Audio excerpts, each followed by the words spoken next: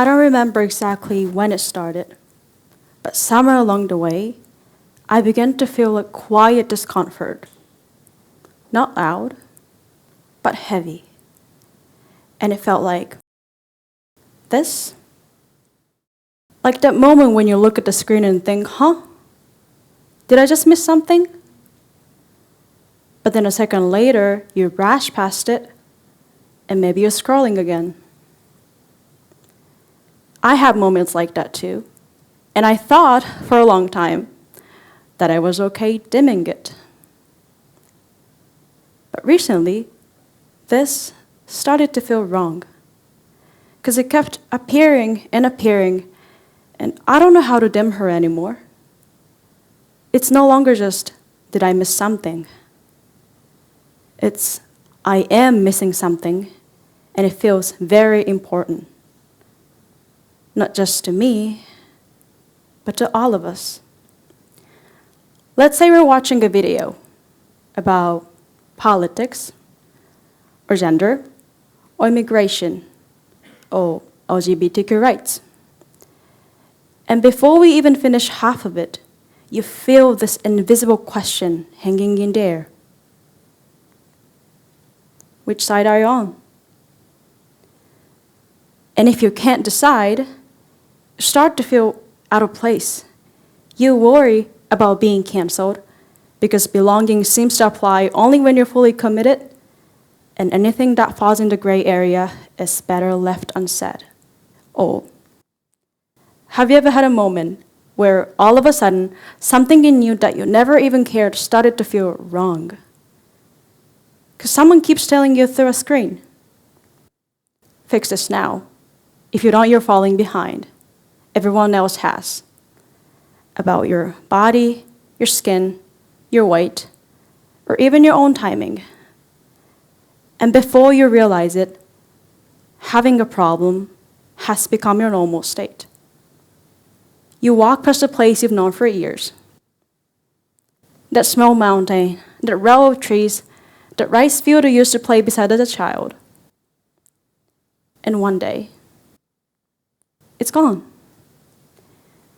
You saw it being cut down, cleared out, replaced, all in the name of development. And yes, we understand. We understand. Sometimes it's reasonable, sometimes it's more efficient. But what we understand even more is why something in our body still reacts. Not because we're against progress, but because it feels like we're progressing in a way that shapes off what makes us most human. And we're adapting to these changes faster than we're questioning them. Is this what we come to call development? Do they really have to be the cost of surviving? I would answer, well, I want to say no. I say I want to because that no didn't come cleanly. There's still a lot of doubt tangled inside it. I think we all carry this quiet desire, one that feels too wishful or even a little embarrassing or naive to claim publicly. And we notice that it's still there when we see artists like John Lennon, Michael Jackson, Hayao Miyazaki, or Jacob Collier, people who seem to embody that unspoken desire through their work and through their very being. Especially for me, when I hear a song like Imagine by John Lennon, it reminds me of that desire. So let me read a little bit of it to you. Imagine no possessions. I wonder if you can. No need for greed or hunger. A brotherhood of men. And another line goes, you may say I'm a dreamer, but I'm not the only one. I hope someday you will join us, and the world will live as one. When I encounter this kind of energy, I feel my whole body unclench, because for a moment, I feel seen and heard. How amazing would it be if being human was never something we had to defend? How delightful would it be if our value system rewarded more space than more speed? How wholesome would it be if our default wasn't to force understanding, but to make room for the in-between? Like, what if we taught kids to be intentional with what they fill the cup with and to take their time filling it, instead of constantly trying to fill it faster? And yet, despite all that, I still catch myself wondering, does this desire only belong in films, songs, and fantasies? Because obviously, the world we live in now often feels too tight to hold it, like there's simply no space. After spending enough time bathing in modernization, in optimization, innovation, efficiency, we become well trained to predict what the world will look like in 10, 20 years. We learn to deem certain desires unrealistic before our hearts even get a chance to speak. But hold up. Did we just forget that this society is our society? That we are the ones rewriting it every single day? The word society sounds huge. But at its core, it's also strangely small.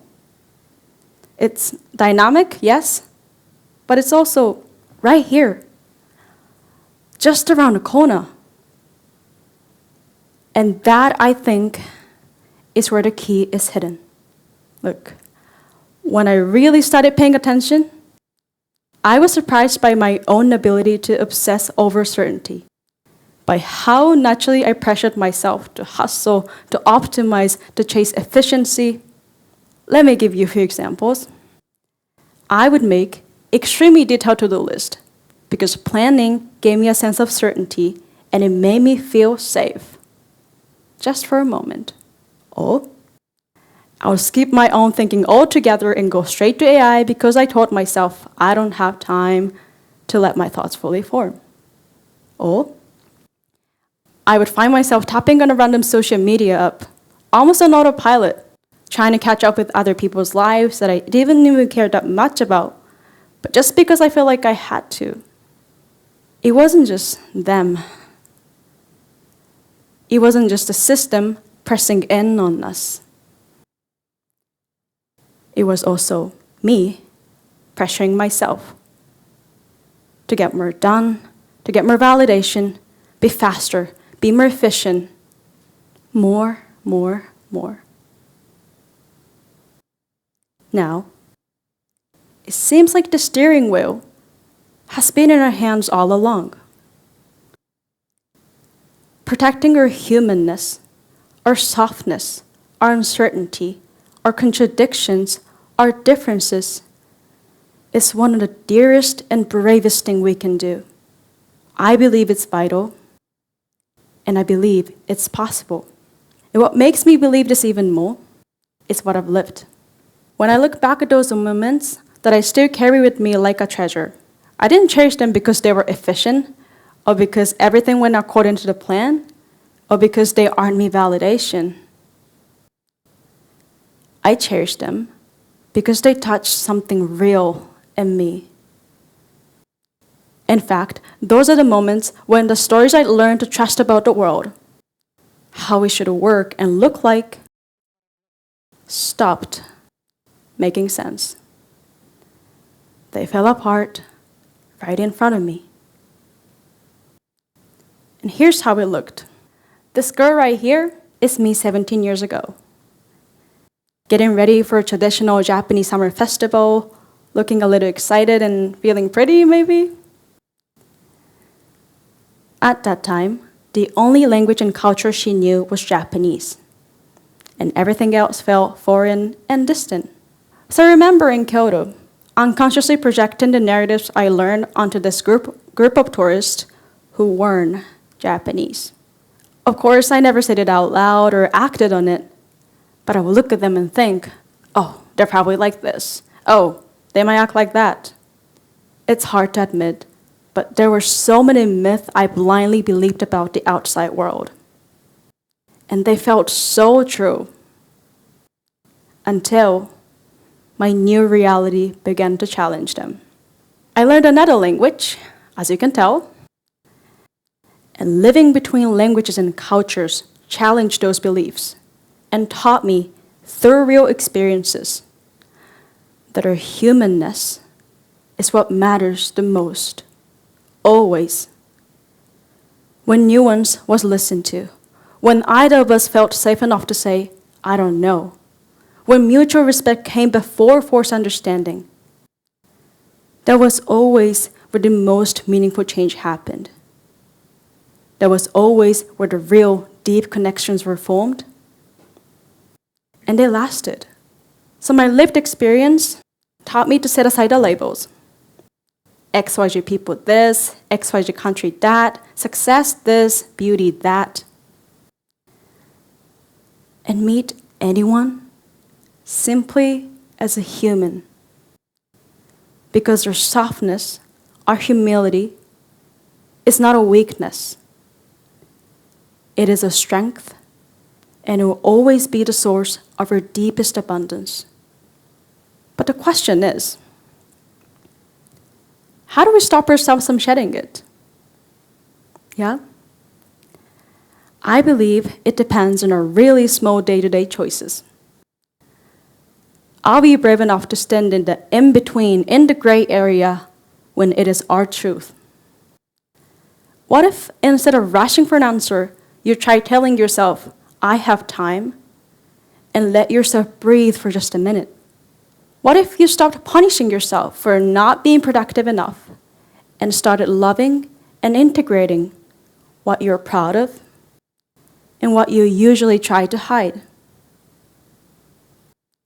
It starts with allowing yourselves to wiggle, to grow into space holders of our own nature, for both our light and our shadow. And when this is practiced collectively, the direction we walk towards as a society should begin to change. We would start valuing humanity over speed, humanity over efficiency, humanity over certainty. Humanization first. And that, I believe, is what makes a society truly flourish and the most intelligent choice we can make right now. Thank you.